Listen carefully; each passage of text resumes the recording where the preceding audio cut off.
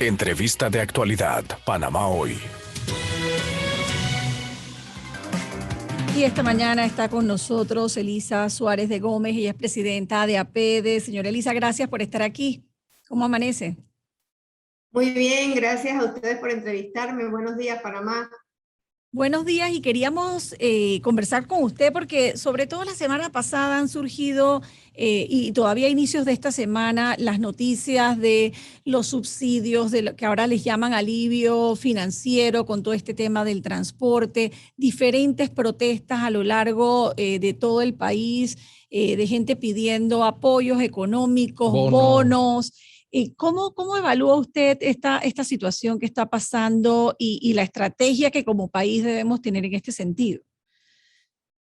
Bueno, es un poco complejo porque evidentemente todos los ciudadanos que en este momento están pasando una situación delicada, porque la estamos pasando, ¿verdad? Quisiéramos que alguien nos solucionara. Hemos perdido tal vez el sentido de cómo se solucionan realmente las cosas. Las cosas se solucionan en función de ser un país productivo, de trabajar, de generar empleo, de que la persona tenga la dignidad del trabajo. Y no necesariamente a través de un subsidio es como lo vamos a lograr.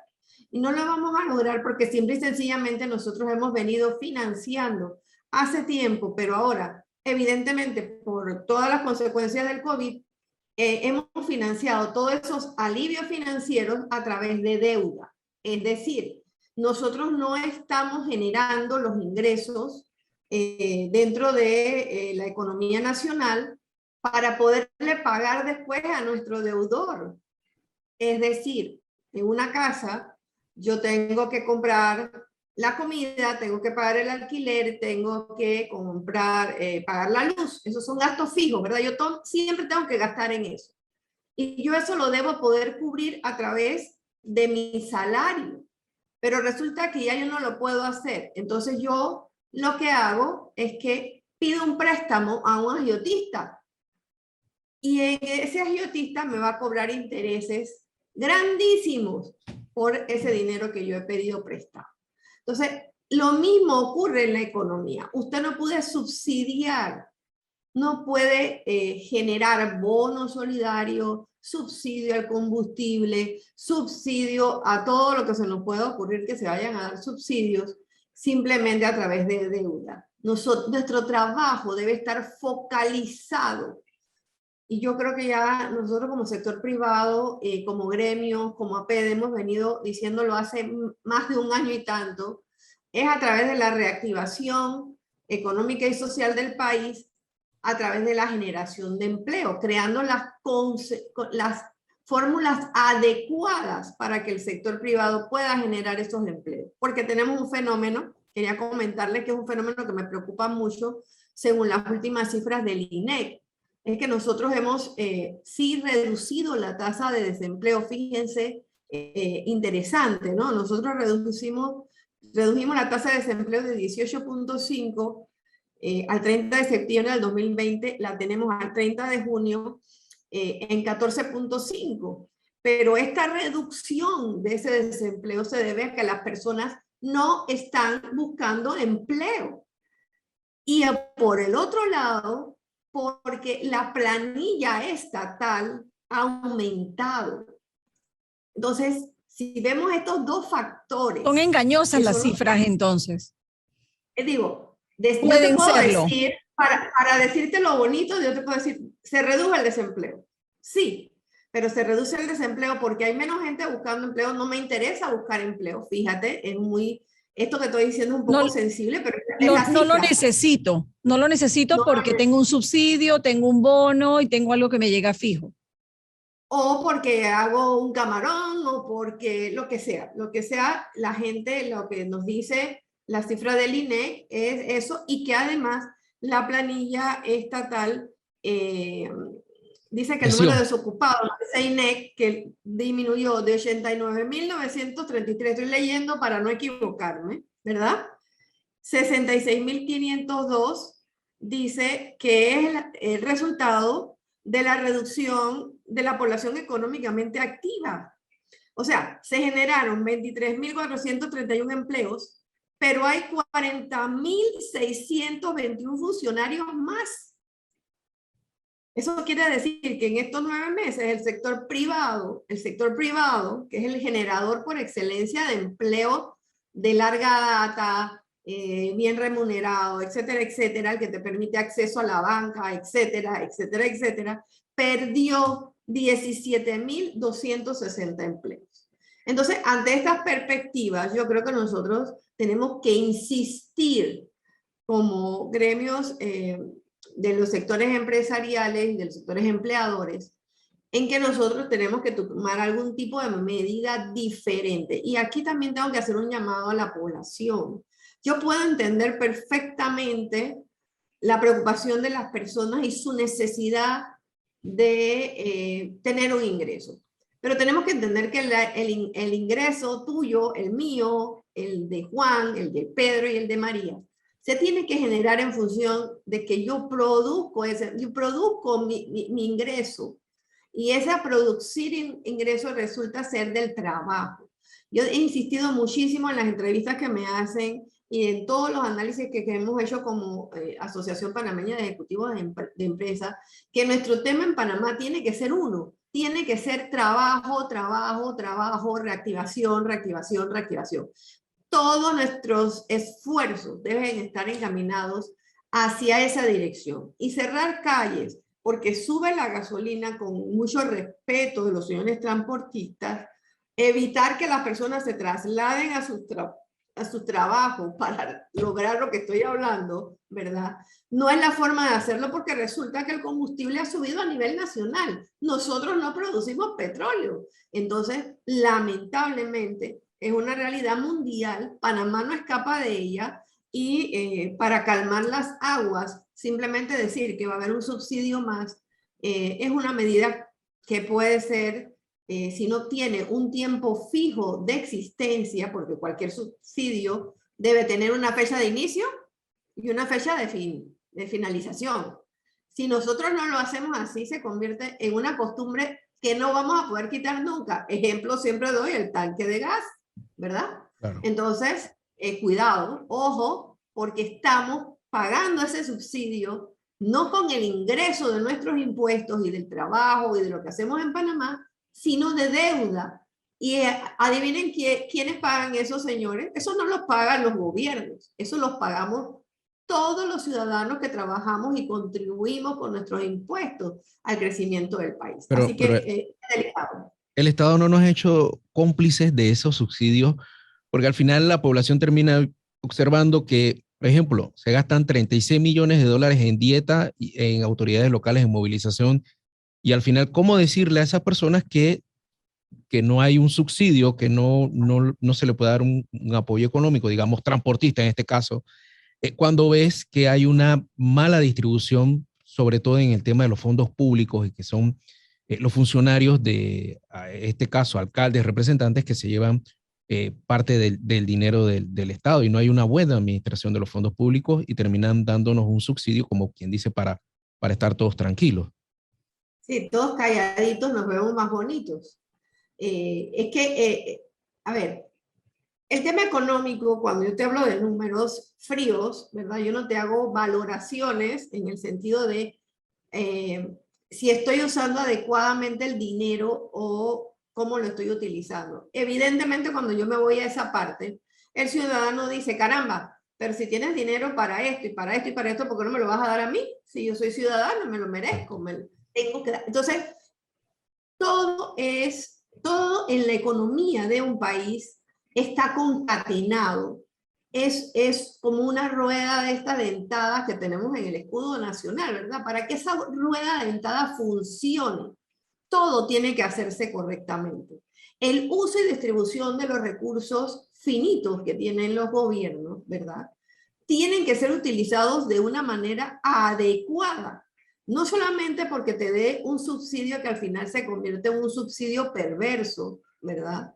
Porque además te quitan la dignidad como ser humano del trabajo, sino que te da oportunidad de que ya yo te tengo callado con el subsidio, entonces yo no me voy a quejar si yo me fijo, yo veo lo que pasa en este municipio, si es que algo está pasando, o si esto está pasando en un ministerio, o si esto está pasando en la planilla estatal. Y esa es una corrección que tenemos que hacer desde siempre. Hace muchos años estamos pasando esta misma situación que ya llegó a un punto insostenible, porque si usted se da cuenta, ¿verdad? Los niveles de endeudamiento que hemos llegado, y ojo, yo hago la salvedad que en el inicio de la pandemia, los economistas salieron todos a decir con mucho tino de que teníamos que ir a buscar dinero fresco afuera porque no lo teníamos. Era inminente, necesario que el gobierno buscara ese recurso afuera, que se logró, gracias a Dios, con unos términos bastante buenos. Sin embargo, ¿cómo yo uso ese dinero, como el que yo te puse el ejemplo, ese dinero que le pedí prestado a las idiotistas? ¿Cómo yo uso ese dinero? Es lo que me va a dar la seguridad de que yo voy a poder hacer el pago correspondiente y no voy a tener que seguirme endeudando más. Entonces ahí está evidentemente el factor de la transparencia, del uso adecuado de los fondos, de ser consecuentes con las decisiones que tomamos, de que si hacemos una ley EMA para atraer a los importadores y que venga capital fresco y dar apoyos, una serie de acciones generales en el gobierno tienen que hacerse.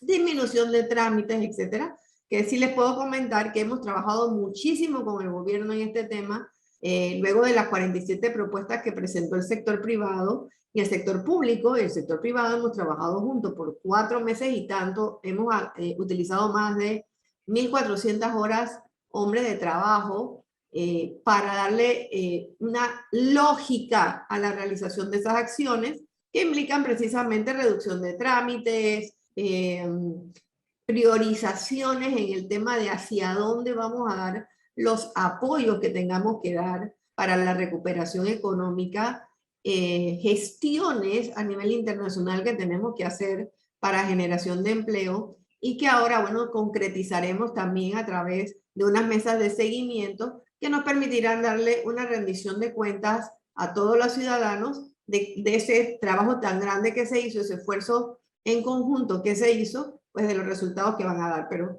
los números hasta ahora son más o menos lo que te estoy comentando en el tema de empleo. Sí me preocupa muchísimo esa no estoy buscando empleo. Me preocupa muchísimo porque lamentablemente, señores, cuando la cosa se pone difícil, lo que los ciudadanos tenemos que entender, a pesar de todo lo que pase entre los gobernantes, es que tenemos que trabajar, tenemos que echar adelante el país y es una responsabilidad de todos, de todos. ¿A usted no le preocupa que ahora todo se resuelve con mesas de trabajo y diálogos? Y mire cómo va el diálogo de la Caja del Seguro Social. Allí están entretenidos, discutiendo. Yo sé que son temas importantes que hay que sentarse a discutir, pero desde el otro punto de vista, la población espera respuestas concretas. Y usted nos habla de estos 4 meses de trabajo, analizando estas 47 propuestas, pero ¿cuándo vamos a ver los resultados? Porque parece que como que el gobierno va ganando tiempo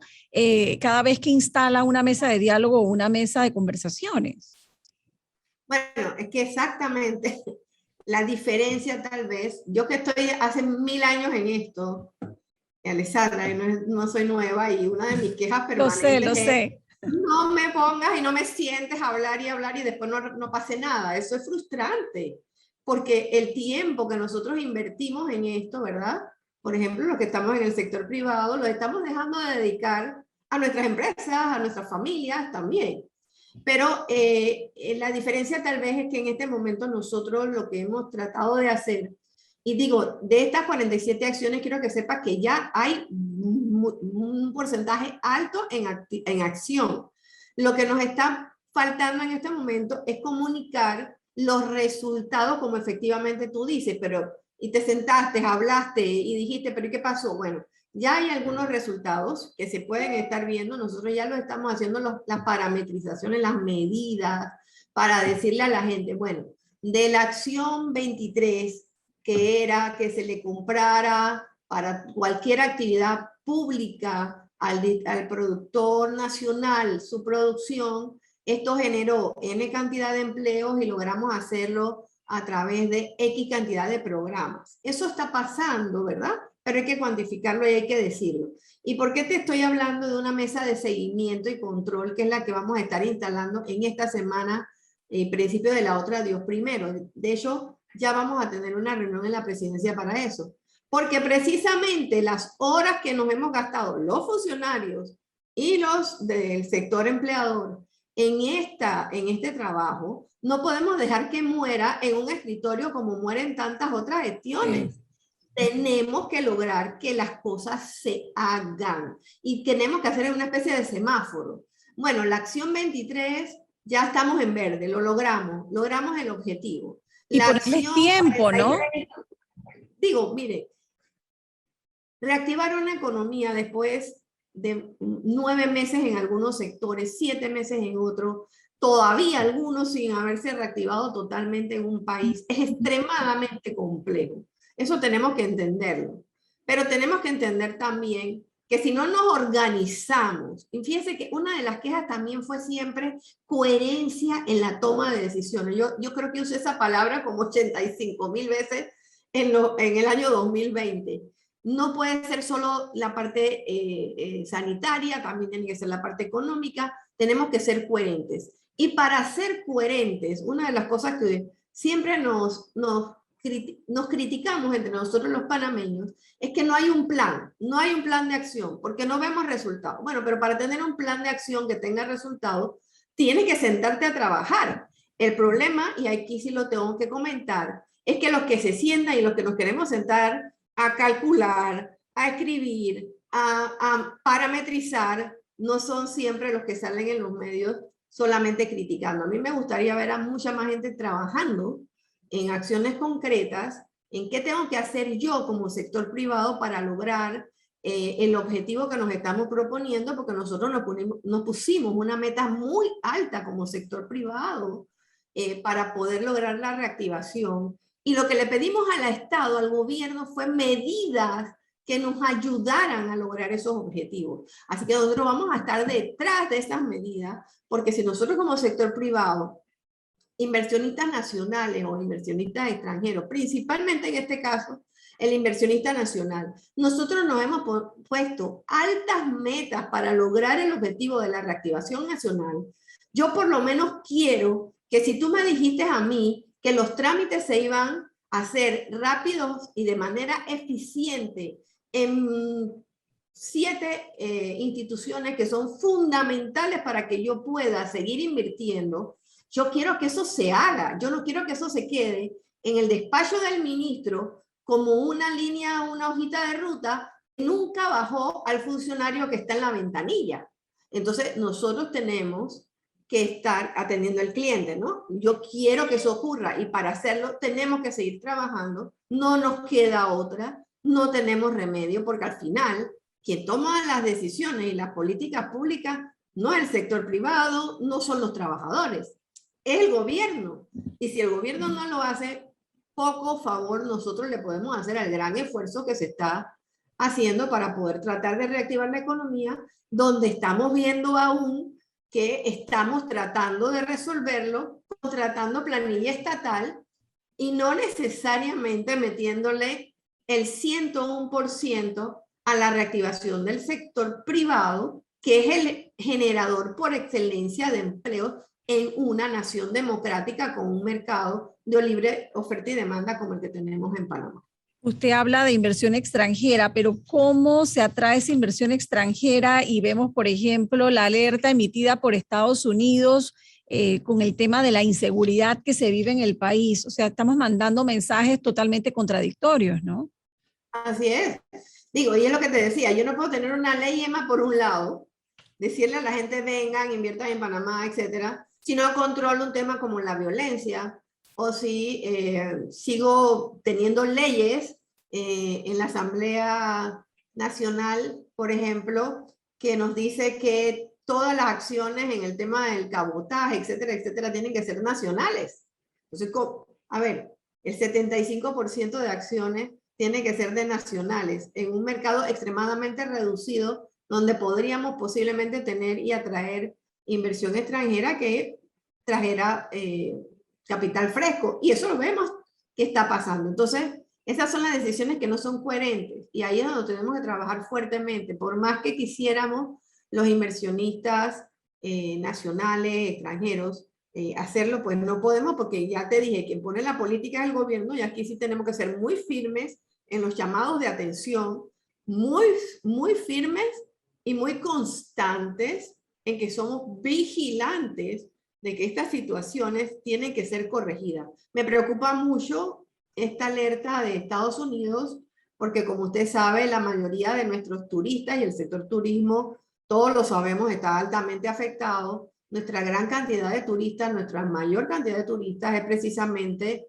de Norteamérica. Entonces, cuando usted dice, pues Panamá, que es un país que evidentemente ha sido uno de los países más seguros de América Latina, usted no pone una alerta de ese tipo, es súper preocupante. Y te voy a decir por qué me preocupa más. Porque ante lo que vemos en el resto de América Latina, que esa alerta se ponga sobre Panamá, un país amigo como Estados Unidos, y tuve la oportunidad de decírselo al señor Singh cuando vino, el representante, uno de los altos representantes de Estados Unidos que nos visitó hace un tiempo. Yo tuve la oportunidad de decirle, señor Singh, nuestros países han sido países amigos y han sido países aliados que nos unió la historia con momentos duros y con momentos buenos, pero esa historia nos une y yo no puedo entender que Estados Unidos nos ponga en las listas de países de riesgo, incluso de COVID, cuando ya teníamos una cobertura altísima de vacunación. Si lo que nosotros necesitamos, en todo caso, es el apoyo para que podamos mover nuestra economía. Entonces, ¿y qué respuesta le dio? Bueno, yo le voy a decir que me dijo que yo tenía razón, pero no me dio ninguna respuesta pero concreta. que mire, la alerta pero dice... me atreví a decirle.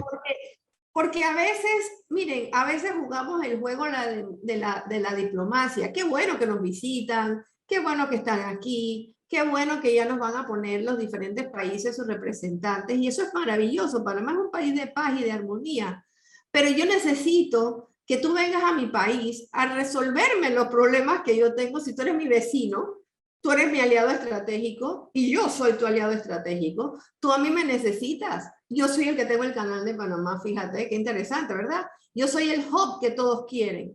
Entonces, apóyennos, y no puedo entender esas alertas.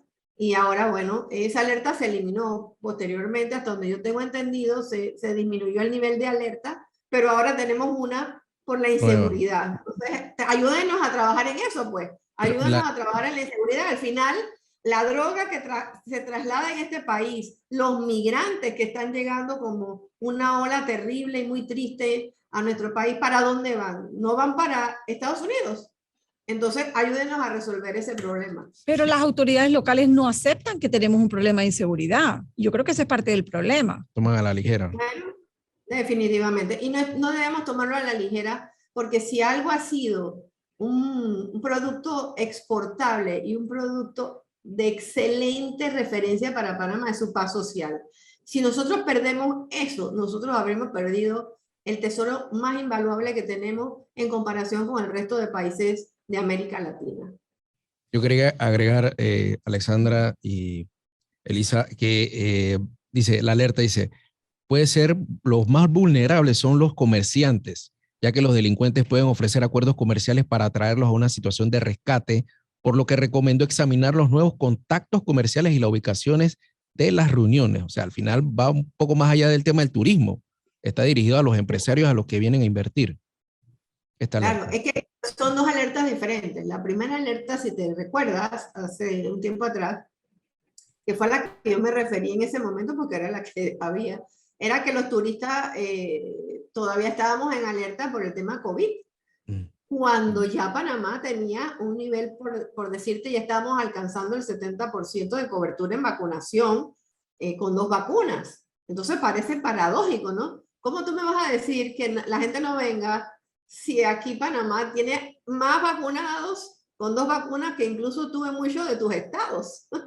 Entonces, digo, caramba, esas son las cosas de las que tenemos que hablar de frente yo creo que sin miedo, con mucho respeto, porque uno tiene que ser muy respetuoso, cada país toma las decisiones que considera, ¿verdad? Esa es igual nuestra autonomía, yo no quiero que nadie me venga a decir a mí qué es lo que tengo que hacer o no tengo que hacer aquí en Panamá, pero esas son las consideraciones que si somos aliados estratégicos y queremos trabajar en función de que las cosas pasen y se hagan bien, ayúdame en las cosas que te necesito. Ahora surge esta nueva alerta, que imagínate, te dice, cuidado donde tienes reuniones, porque sí, hemos estado viendo que en sitios que antes no era frecuente ver situaciones muy riesgosas de tiroteos y todo lo demás, pues ahora se están dando. Entonces, evidentemente, no me lo tienen ni que decir, nosotros como ciudadanos tenemos que tener cuidado. Y no hay peor cosa que no aceptar cuando se tiene un problema. Si tenemos un problema, el primer paso para corregirlo es aceptarlo. Y hasta que no lo hagamos, no vamos, siento yo, a poder poner las correcciones necesarias en esos casos.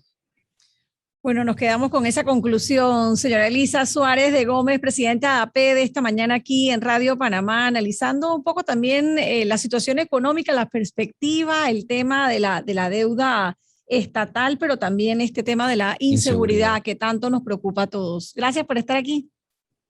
Cómo no, siempre a la orden. Buenos días. Buenos días. 7